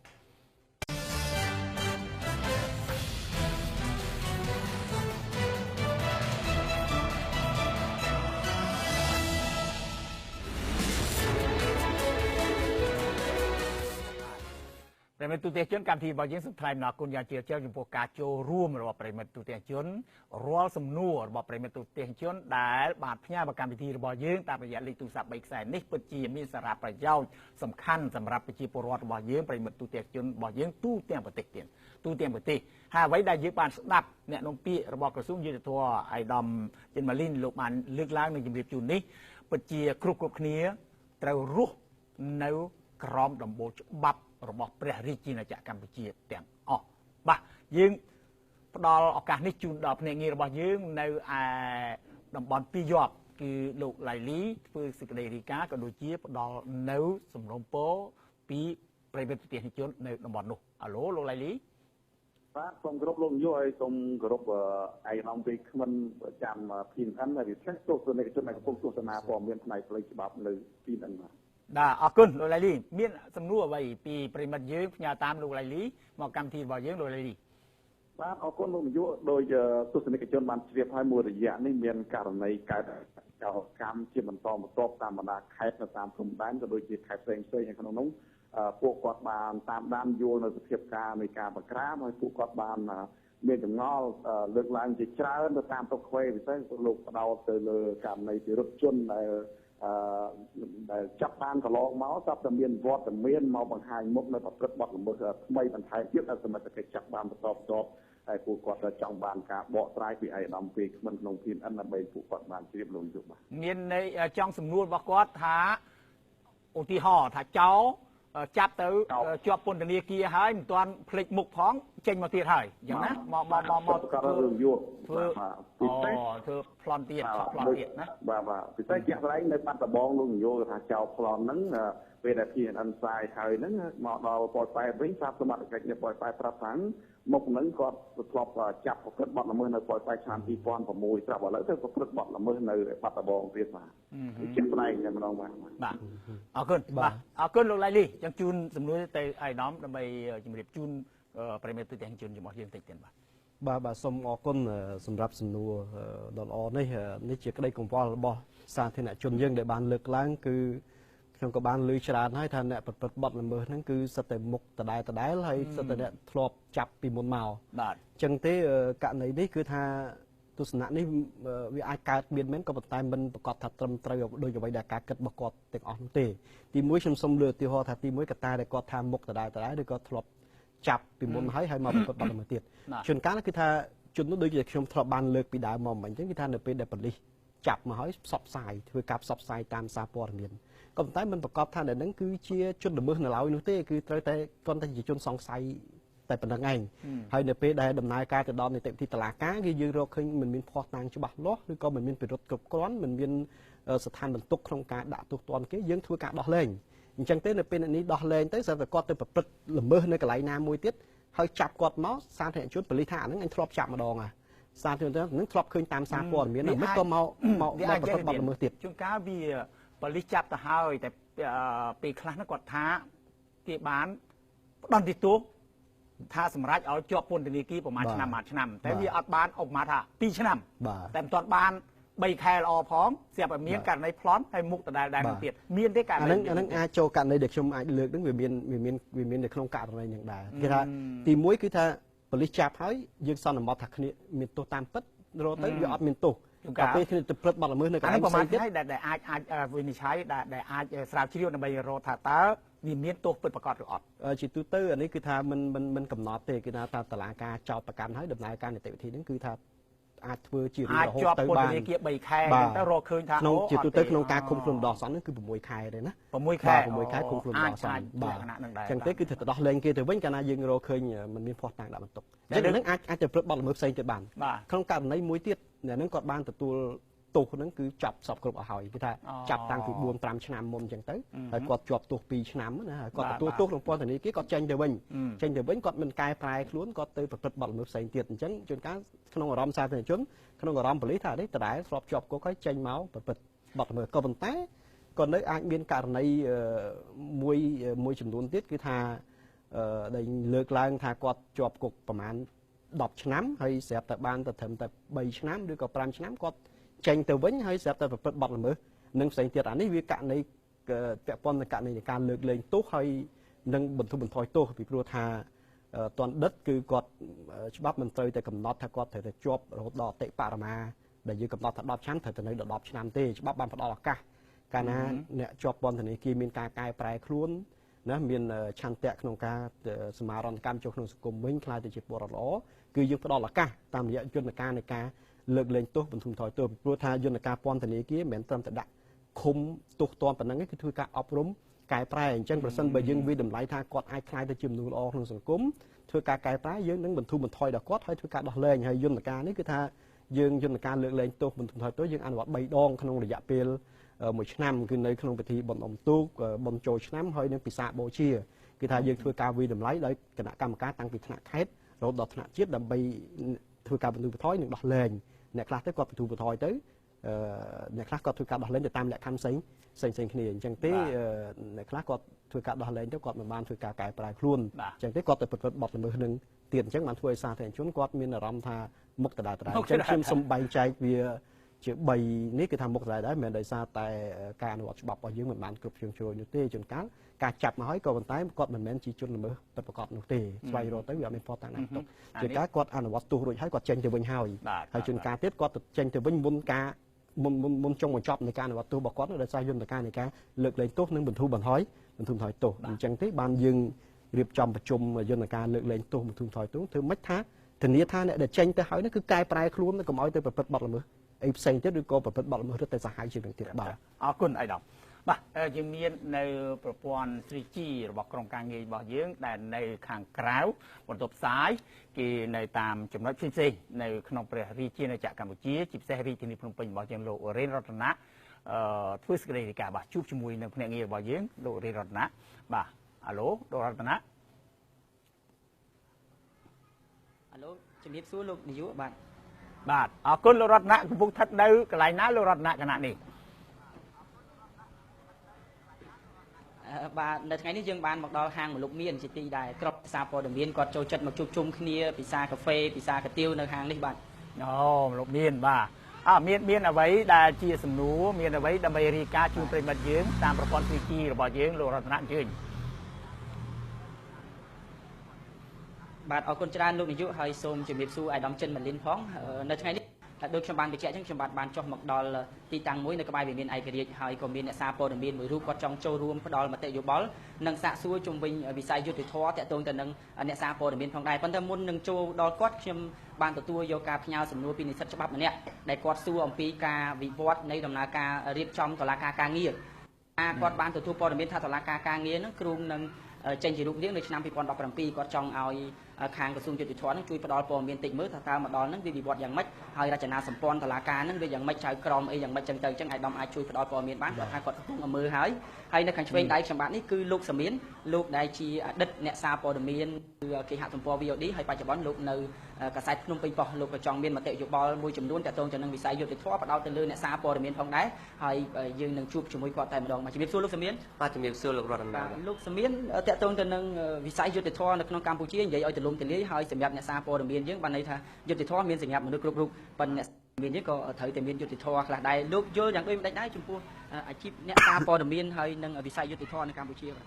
ចំពោះតកតងអាជីពវិស័យអ្នកសារព័ត៌មានបច្ចុប្បន្នយើងកំពុងតែជួបបញ្ហាវិច្រើនដោយសារតែយើងទៅយកព័ត៌មានមួយចំនួនត្រូវតែតែងតែមានការរារាំងពីអាជ្ញាធរអញ្ចឹងហើយបញ្ហាប្រឈមវាចេះតែងតែកើតមានឆ្នេះក្នុងនាមយើងជាអ្នកសារព័ត៌មានយើងចង់ឲ្យទាំងក្រសួងយុតិធម៌ខាងក្រសួងព័ត៌មាននិងក្រសួងពាក់ព័ន្ធបង្កលក្ខណៈងាយស្រួលដល់អ្នកសារព័ត៌មានគ្រប់រូបឲ្យគាត់មានន័យថាទំនុកចិត្តក្នុងការទៅយកព័ត៌មានកុំឲ្យមានការភ័យខ្លាចអញ្ចឹងយើងឃើញថាអ្នកកាសែតជាច្រើនគាត់ទោះបីជាជួបរឿងរ៉ាវកន្លងមកក៏ដោយយើងថាវិស័យសារព័ត៌មានវាទៅមុខគ្រាន់តែជួបឧបសគ្គលោកធ្លាប់ជួបរឿងរ៉ាវអីខ្លះដែលលោកថាអយុត្តិធម៌សម្រាប់លោកកន្លងមករឿងរ៉ាវដែលខ្ញុំចាំអត់ភ្លេចទេគឺរឿងរ៉ាវដែលខាងសង្កងកម្លាំងសន្តិសុខគឺវាយខ្ញុំនៅក្នុងថ្ងៃទី2ខែផែ5ឆ្នាំ2014ដែលក្នុងគ្រានោះគឺខាងសន្តិសុខគាត់ពុតខ្ញុំវាយខ្ញុំដល់ទោះបីជាខ្ញុំបានពាក់កាតអ្នកសារព័ត៌មានហើយពេលដែលវាយនឹងគឺខ្ញុំស្រែកអ្នកសារព័ត៌មានក៏គេនៅតែព្យាយាមវាយរហូតតែដល់តែខ្ញុំសន្លប់តែម្ដងក៏ព្រឹត្តិការណ៍នោះខ្ញុំចង់ចាំអត់ភ្លេចទេដោយសារវាឈឺចាប់ចំពោះខ្ញុំដោយសារក្នុងនាមជាអ្នកសារព័ត៌មានតែវាយគេមកវាយអញ្ចឹងឥឡូវលោកមានអីសំណុំពរទៅអាយដាមចិនម៉ាលីនដែលគាត់ជាមន្ត្រីក្រសួងយុតិធម៌ក្នុងនាមជាអ្នកសារព័ត៌មានចង់សំណូមពរឲ្យដូចជាក្រសួងយុតិធម៌អ្នកពង្រឹងច្បាប់អញ្ចឹងគាត់គួរតែអាចជាជំរុញទៅតុលាការឲ្យជួយការរកស្វែងរកយុតិធម៌ជនល្មើសឬក៏អ្នកដៃដល់មកដាក់ទានដនទោសតាមច្បាប់អីចឹងដើម្បីផ្ដល់យុត្តិធម៌ខ្ញុំហើយក៏ដើម្បីផ្ដល់យុត្តិធម៌ដល់អ្នកសារព័ត៌មានដទៃដែលគេកំពុងតែជួបបញ្ហានឹងផងដែរបាទអរគុណច្រើនលោកសមៀនអរគុណច្រើនលោកនាយកហើយអរគុណច្រើនអាយដាមចិនម៉ាលីនខ្ញុំបាទសូមបកគលទូនីតិជូនលោកនាយកនិងអាយដាមចិនម៉ាលីននៅឯស្ទីឌីយោវិញបាទសូមអរគុណសូមជម្រាបលាអរគុណលោករ៉េនរតនៈបាទអាយដាមអ្វីដែលជាសំណួររបស់អ្នកសារព័ត៌មានរបស់យើងមួយរូបដែលលោកបានទទួលរងគ្រោះដោយសារតែអំពើហិង្សាកើតមានមកលើរូបគាត់នៅក្នុងការដែលគាត់ប្រើនៅសិទ្ធិដែលជាអ្នកសារព័ត៌មានដែរបាទសូមអរគុណនៅបទយកាហើយនឹងសំណួរពីសាធារណជនរបស់យើងទីមួយខ្ញុំសូមឆ្លើយសំណួររបស់និស្សិតច្បាប់របស់យើងពាក់ព័ន្ធនឹងតុលាការការងារហើយបន្ទាប់មកខ្ញុំចូលទៅករណីលោករាយសមៀនបាទពាក់ព័ន្ធតុលាការការងារនេះមែនតែនទៅគឺយើងបានបង្កើតរួចហើយទៅតាមច្បាប់គោល3ដែលយើងបានរៀបចំគឺច្បាប់ស្តីពីការរៀបចំអង្គការចាត់តាំងតុលាការនោះគឺថាបង្កើតឲ្យមានតុលាការជំនាញ4ក៏តែគ្រាន់តែលក្ខណៈមួយគឺថាយើងមិនបង្កើតតុលាការនេះដាច់ដោយឡែកទៅស្ថាប័នផ្សេងនោះទេគឺវានៅក្នុងតុលាការសាមញ្ញយើងធម្មតាទេក៏ប៉ុន្តែគ្រាន់តែវាមានតុលាការការងារនៅក្នុងនោះដែលនៅបណ្ដាប្រទេសផ្សេងទៀតគេបង្កើតជាតុលាការដាច់ដោយឡែកដែលមាន campus ដោយឡែកតែម្ដងអញ្ចឹងទេក្នុងច្បាប់3របស់យើងក្នុងច្បាប់ស្តីពីការរៀបចំអង្គការតុលាការនេះគឺយើងបង្កើតឲ្យមានតុលាការជំនាញ4ទី1គឺតុលាការព្រហ្មទណ្ឌទី2តុលាការរដ្ឋធម្មនុញ្ញទី3តុលាការពាណិជ្ជកម្មនិងទី4តុលាការការងារអញ្ចឹងទេតុលាការការងារគឺយើងបានបង្កើតរួចទៅហើយក៏តែអ្វីដែលនៅសេសសល់គឺរៀបចំនីតិវិធីការងារបានកាលណាយើងមានស្ថាប័នហើយយើងត្រូវមាននីតិវិធីបែបបទនៃការធ្វើការអញ្ចឹងទេឥឡូវក្រសួងយុតិធម៌និងក្រសួងការងារកំពុងតែរៀបចំតាក់តែងនៅក្រមនីតិវិធីការងារដោយតុលាការព្រហ្មទណ្ឌអញ្ចឹងយើងមានក្រមនីតិវិធីព្រហ្មទណ្ឌសម្រាប់មន្ត្រីដែលអនុវត្តក្នុងស្ថាប័នហ្នឹងគាត់យកទៅអនុវត្តក្នុងការដោះស្រាយវិវាទពាក់ព័ន្ធទៅនឹងបញ្ហាការងារអញ្ចឹងសូមបញ្ជាក់ឡើងវិញគឺថាកម្ពុជាយើងមានតុលាការការងាររួចហើយក៏ប៉ុន្តែគ្រាន់តែតុលាការការងារយើងមិនស្ថិតនៅ campus ដាច់ដោយឡែកដូចនៅបណ្ដាប្រទេសដទៃនោះទេពីព្រោះនេះវាត្រូវការធនធានមនុស្សត្រូវការធនធានហិរញ្ញវត្ថុត្រូវការទីតាំងនិងទីកន្លែងច្រើនព្រោះយើងបង្កើតដោយឡែកមិនងាយណាអញ្ចឹងទេយើងដោះស្រាយបញ្ហាជាក់ស្ដែងនៅពេលបច្ចុប្បន្ននេះគឺយើងបង្កើតវានៅក្នុងតុលាការរបស់យើងធម្មតាបាទហើយរៀបចំច្បាប់រៀបចំដំណើរការនីតិវិធីសម្រាប់តុលាការនោះអាចអនុវត្តបានប៉ុន្តែទៅថ្ងៃមុខយើងប្រហែលនឹងរៀបចំដាច់ដោយឡែកនៅពេលដែលយើងមានធនធានគ្រប់គ្រាន់ដូចគេបាទអរគុណអាយដាមសម្រាប់ចេះសិនទៀតបាទដោយសារថាគេលើកសម្រាប់ទៀតហើយបាទសំណួររបស់អ្នកសារព័ត៌មានរបស់យើងសូមអាយដាមនឹងឆ្លើយជូននៅវគ្គបន្តទៀតបាទសូមអនុញ្ញាតបាទមួយផ្លេតសិនទៀតបាទ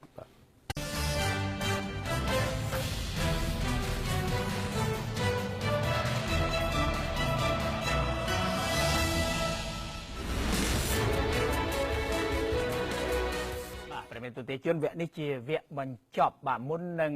អាយដាមអ្នកនាំពាក្យក្រសួងយុតិធម៌អាយដាមចិនម៉ាលីនបកស្រាយនៅសំណួររបស់ប្រិមិត្តរបស់យើងតាមរយៈភ្នាក់ងាររបស់យើងគឺលោករ៉េនរតនៈបាទយើងសុំសំណួរមួយទៀតពីខាងតំបន់ភូមិភាគឦសានលោកឡនវណ្ណាដែលបានទទួលសំណួរពីប្រិមិត្តទូទាំងជននៅទីនោះបាទសូមជួបជាមួយនឹងលោកឡនវណ្ណាអាឡូលោកវណ្ណាអាឡូសូមគោរពលោកយកនឹងសូមគោរពអាយដាមជីនម៉ាលីនអ្នកនាំពាក្យក្រសួងយុទ្ធភ័ពផងដែរបាទបាទជំរាបសួរបាទអរគុណបាទលោកឡនវណ្ណាមានសំណួរអ្វីពីប្រិមិត្តរបស់យើងផ្ញើតាមរយៈលោកឡនវណ្ណាបាទលោកនាយកដោយសារតែទស្សនវិជ្ជាជនប្រជាពលរដ្ឋយើងមើលឃើញនៅកម្មវិធីមួយនេះហើយមុននេះបន្តិចខាងប្រជាពលរដ្ឋក៏បានមកជួបហើយជាមួយខ្ញុំបាទនៅផ្ទះនឹងតែម្ដងហើយលោកមានចម្ងល់ចង់ជម្រាបសួរទៅដល់អាយដាមជីនម៉ាលីនផងថាសមត្ថកិច្ចដែលជាមន្ត្រីនគរបាលយុត្តិធម៌ហើយបែរជាទៅនៅពីក្រោយខ្នងដែលជនល្មើសដែលប្រព្រឹត្តបទល្មើសនឹងថាតើសមត្ថកិច្ចនឹងគាត់អាចមានទោសទណ្ឌដែរឬទេដោយសារថានៅឯស្រុកសៀមប៉ាងឯណោះនៅចំណុចអូកាពីននៅក្នុងគុំសន្តិភាពស្រុកសៀមប៉ាងរបស់ខេត្តស្ទឹងត្រែងបច្ចុប្បន្ននេះមានវៀតណាមមួយក្រុមប្រើគ្រឿងចាក់ជាង10គ្រឿងទៅបាញ់យករ៉ែតនេះនៅក្នុងមួយនៅចំណុចអូកាពីនហ្នឹងហើយនៅពេលដែលសមត្ថកិច្ចផ្សេងទៀតគេទៅចង់បង្ក្រាបទៅលើករណីនេះបែរជាខាងមេបញ្ជាការកងរាជអាវុធហត្ថស្រុកសៀមប៉ាងហ្នឹងទៅធ្វើការការពាររឿងនេះទៅវិញហើយរូបនេះគឺជារូបដែលខាងសមត្ថកិច្ចមូលដ្ឋានគឺសមត្ថកិច្ចខាងនគរបាលប៉ុស្តិ៍ហ្នឹងទៅស្រង់យកទិន្នន័យតួលេខវត្តមានរបស់ក្រមវៀតណាមហ្នឹងដែលកំពុងប្រព្រឹត្តយករ៉ែតនេះធ្វើសកម្មភាពជាក់ស្ដែងហ្នឹងក៏បែរជាខាងអាវុធហត្ថស្រុកហ្នឹងតែធ្វើការការពារផងដែរបាទដោយមានហេតុការណ៍ជាក់ស្ដែងយ៉ាងនេះហើយបាទប្រជាពលរដ្ឋលោកមានការញញឆ្ងល់ហើយចង់ជម្រាបសួរដល់អាយដាមសូមអាយដាមមេត្តាបកស្រាយជូនពួកគាត់ថាតើខាងមន្ត្រីនគរបាលយុត្តិធម៌ដែលមានទួនាទីការពារបទល្មើសបែរជានៅពីក្រោយខ្នងបទល្មើសយ៉ាងដូចនេះថាតើគាត់នឹងមានទោសទណ្ឌយ៉ាងណាខ្លះបាទសូមអាយដាមមេត្តាបកស្រាយជូនពួកគាត់ផងបាទអរគុណបាទមុននឹងជូនសំណួរនេះទៅអាយដាមទទួលយកនេះទេណាសំណួរនេះណាបាទសូមជួយបកស្រាយសំណួរដែលនៅសល់ពីព្រោះថាម្ចាស់សំណួរគាត់កំពុងតែតឹងរង់ចាំនៅការបកស្រាយនៃសំណួរដែលសន្តិសុខវាយអ្នកសារព័ត៌មានទេបាទសូមអរគុណសម្រាប់សំណួរសារពេលវេលាខ្លីខ្ញុំសូមធ្វើការបកស្រាយទោះនៅសំណួរដែលនៅសល់តែប្រហែលបាទទីមួយតកតងដល់សុវត្ថិភាពអ្នកសារព័ត៌មានបានន័យថាអ្នកសារព័ត៌មានមិនសូវជាមានសុវត្ថិភាពឬមួយក៏ទៅយកព័ត៌មានពីអាជ្ញាធរសាធារណៈហ្នឹងគឺមិនត្រូវបានគេបើកទូលាយឬក៏អនុញ្ញាតឲ្យបាទខ្ញុំឃើញថាជួបប្រទះនៅបញ្ហានេះក្នុងសង្គមរបស់យើងគឺថាឃើញកើតមានមែនដោយពាក្យច្រើនគឺនៅមានការរើសអើងចំពោះអ្នកសារព័ត៌មានយើងមួយចំនួនទៀតខ្ញុំមិនលើកថាមូលហេតុវាមានទាំងសងខាងទីមួយទាំងសហកញ្ញាធរសាធារណៈហ្នឹងគាត់មិនបើកទូលាយអ្វីក៏សិតតែជាសម្ងាត់ហើយមូលហេតុទី2ដោយសារតែអ្នកសារព័ត៌មានយើងនឹងដែរណាដោយសារតែពេលខ្លះដែលយើងមិនមានវិជ្ជាជីវៈគ្រប់គ្រាន់ទៅគឺថាយើងមិនត្រូវបានទទួលការស្វាគមន៍ពីអាជ្ញាធរសាធារណៈក៏មានដែរអញ្ចឹងមូលហេតុទាំងពីរនេះគឺថាវាកើតមានទាំងពីរអញ្ចឹងដើម្បីដោះស្រាយបញ្ហានេះបានជារដ្ឋាភិបាលរបស់យើងកំពុងតែតាក់តែងច្បាប់ស្ដីពីសិទ្ធិសេរីភាពនៃការទទួលព័ត៌មានណាអញ្ចឹងច្បាប់នេះគឺនៅដើមឆ្នាំ2014ហើយយើងកំណត់ថារយៈពេល3ឆ្នាំនឹងធ្វើច្បាប់នេះចេញបាទដោយស្ថិតនៅក្រោមការគ្រប់គ្រងរបស់ក្រសួងព័ត៌មានអញ្ចឹងទៅនៅពេលដែលច្បាប់នេះចេញទៅស្ថានភាពទំនាក់ទំនងរវាងអាជ្ញាធរសាធារណៈនិងអ្នកសារព័ត៌មាននឹងបានប្រសើរជាងនេះពីព្រោះថាច្បាប់វានឹងចងនៅសិទ្ធិនិងកាតព្វកិច្ចទីមួយគឺថាអាជ្ញាធរសាធារណៈនឹងអ្នកដែលមានព័ត៌មានឯងមានសិទ្ធិថែរក្សាព័ត៌មានប៉ុណ្ណាហើយមានកាតព្វកិច្ចប៉ុណ្ណាទៅផ្ដល់ព័ត៌មានទៅសាធារណជនហើយចំណែកអ្នកសារព័ត៌មានក៏ចងនៅសិទ្ធិនិងកាតព្វកិច្ចនឹងដែរគឺថាយើងអ្នកសារព័ត៌មានយើងអាចមានសិទ្ធិប៉ុណ្ណាហើយអ្វីដែលយើងអាចទទួលបានហើយយើងត្រូវធ្វើអ្វីខ្លះក្នុងនាមជាអ្នកសារព័ត៌មានវិជ្ជាជីវៈអញ្ចឹងពេលដែលច្បាប់នេះចេញទៅគឺអ្នកទាំងពីរហ្នឹងគឺថាត្រូវមានសិទ្ធិនិងកាតព្វកិច្ចហើយបើនរណាធ្វើល្មើសទៅនឹងកាតព្វកិច្ចរបស់ខ្លួននឹងមានទោសទណ្ឌក្នុងការដាក់ទៅលើអ្នកទាំងពីរទាំងសងខាងនេះបាទអញ្ចឹងទេស្ថានភាពនេះគឺនឹងមានការប្រសើរឡើងគឺថាអាជ្ញាធរសាធារណៈគឺថាมันអាចបិទព័ត៌មានជារហូតគ្រប់ពេលវេលាអ្វីក៏សម្ងាត់នោះដែរទេបាទអញ្ចឹងនេះនឹងត្រូវបានដោះស្រាយតាមរយៈច្បាប់នេះហើយសវត្ថិភាពសារព័ត៌មាននេះគឺថាខ្ញុំមិនគ្រប់គ្រងក្នុងការប្រើលើអំពើហិង្សាទៅលើអ្នកសារព័ត៌មាននោះទេទោះបីជាអ្នកសារព័ត៌មាននោះគឺថាយើងចូលចិត្តមិនចូលចិត្តឬក៏យើងកំណត់ថាមានវិជ្ជាជីវៈឬមិនវិជ្ជាជីវៈក៏ដោយគួរតែប្រើយន្តការច្បាប់ក្នុងការដោះស្រាយបញ្ហាជាជាងការប្រើ អំពើហិង្សាវាពិតមែនហើយ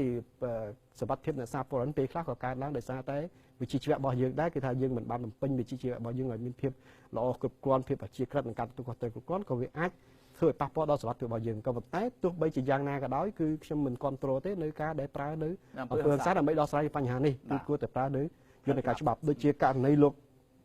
ឡាយសមៀននេះគឺថាខ្ញុំសូមឲ្យស្នើលោកប្រើអស់នៅយន្តការផ្លូវច្បាប់ដើម្បីស្វែងរកនៅយុត្តិធម៌សម្រាប់ខ្លួនឯងបានន័យថាបើតឡាការស្លាប់បើតឡាការថ្នាក់ក្រោមចេញសេចក្តីសម្រេចរួចហើយគឺយើងទៅបន្តប្តឹងរហូតដល់កម្ពុជាឲ្យអស់លទ្ធភាពណាអស់លទ្ធភាពនៃដំណើរការនីតិវិធីនៅពេលដែលដំណើរការអស់នីតិវិធីរួចទៅហើយយើងពិនិត្យឃើញថាយើងនៅមិនទាន់ទទួលបានយុត្តិធម៌អានេះជាតាមទស្សនៈដែលខ្លួនយើងគិតទៅណាយើងគិតថាមិនទាន់បានទទួលយុត្តិធម៌ក៏តែ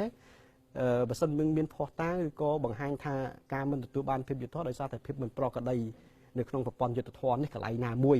គឺសូមឲ្យយើងចូលរួមសហការហើយប្តឹងទៅឧត្តមក្រុមប្រឹក្សានៃអង្គចក្រមឬមួយក៏ប្តឹងមកក្រសួងយុត្តិធម៌គឺថាខ្ញុំមានភ័ស្តុតាងច្បាស់លាស់ខ្ញុំមានសាក្សីខ្ញុំមានអីច្បាស់លាស់ហើយក៏ប៉ុន្តែខ្ញុំនៅតែមិនទាន់បានទទួលបានយុត្តិធម៌តាមផ្លូវច្បាប់ដែលខ្ញុំគួរតែទទួលដោយសារតែយើងឃើញថាមានភាពមិនប្រក្រតីក្នុងប្រព័ន្ធយុត្តិធម៌ណាមួយអញ្ចឹងសូមឲ្យគាត់ប្រើយន្តការនៃការធ្វើការប្តឹងប្របន្តទៀតទៅតាមរយៈក្រសួងយុត្តិធម៌ឬមួយក៏ឧត្តមក្រុមប្រឹក្សានៃអង្គចក្រមគឺថាប្រើអស់នៅយន្តការច្បាប់ដែលមានស្រាប់បាទអរគុណអស់សំណួរពីប្រិមិត្តរបស់យើងពីតំបន់ភូមិភាគឦសានពីរឿងអ្នកកាងអ្នកប្រព្រឹត្តបទល្មើសបាទតកតងរឿងនេះខ្ញុំមិនហ៊ានសន្និដ្ឋានថាយ៉ាងម៉េចទេព្រោះរាយការណ៍មកវាហាក់ដូចជាអានឹងវាជាបទល្មើសរួចទៅហើយវាហាក់ដូចជាអាជ្ញាធរមានសមត្ថកិច្ចទៅការពារជនល្មើសតាមពិតទៅអ្នកដែលកំណត់ថាអានឹងជាបទល្មើសឬជនល្មើសមានតែតុលាការទេដែលកំណត់ថានឹងជាអំពើល្មើសឬមួយក៏អត់ណា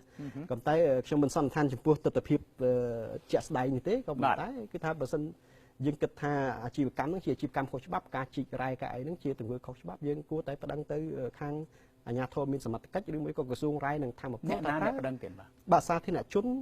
ដែលទទួលបានព័ត៌មានហ្នឹងណាគឺទៅតែប្តឹងទៅថាតើអាជីវកម្មនឹងវាមានអាជ្ញាប័ណ្ណត្រឹមត្រូវតាមច្បាប់ឬអត់ឬមួយក៏ជាអាជីវកម្មដែលខុសច្បាប់នេះជារឿងទី1អញ្ចឹងខ្ញុំមិនសន្និដ្ឋានថាវារឿងនេះយ៉ាងម៉េចទេហើយប្រសិនបើយើងគិតថាជាទង្វើខុសច្បាប់ហើយអាជ្ញាធរមានសមត្ថកិច្ចតែនគរបាលយុត្តិធម៌បើទៅជាការពារអាហ្នឹងគឺយើងទៅប្តឹងទៅខ្សែបណ្ដោយស្ថាប័នរបស់អាជ្ញាធរមានសមត្ថកិច្ចហ្នឹងបើសិនជាខាងប៉ូលីសប្តឹងទៅក្រសួងមហាផ្ទៃបើសិនបើខាង TM ប្តឹងទៅកងរាជអាវុធហត្ថបាទអញ្ចឹងអានេះគឺជាទស្សនវិជ្ជាផ្លូវច្បាប់ដែលខ្ញុំផ្ដល់ឲ្យប៉ុណ្ណឹងដោយសារតែខ្ញុំមិនអាចសន្និដ្ឋានបានថាទស្សនវិជ្ជាហ្នឹងវាយ៉ាងម៉េចតើទង្វើហ្នឹងជាទង្វើល្មើសហើយអាជ្ញាធរទៅការពារហ្នឹងគឺជាការពារនឹងធ្វើល្មើសឬមួយក៏យ៉ាងម៉េចណាបើសិនជាបើសិនជាល្មើសហើយទៅការវាធ្វើល្មើសបានតែយើងរួមផ្សំកំណត់ការកំណត់ល្មើសបាទអញ្ចឹងទេគួរតែធ្វើការតំណាក់តំណងរឿងនេះជាមួយនឹងស្ថាប័នមានសមត្ថកិច្ចខ្ញុំជឿថារដ្ឋាភិបាលក៏ដូចជាក្រសួងស្ថាប័នមានទួនាទីក្នុងរឿងនេះគឺមិនបណ្ដោយនៅ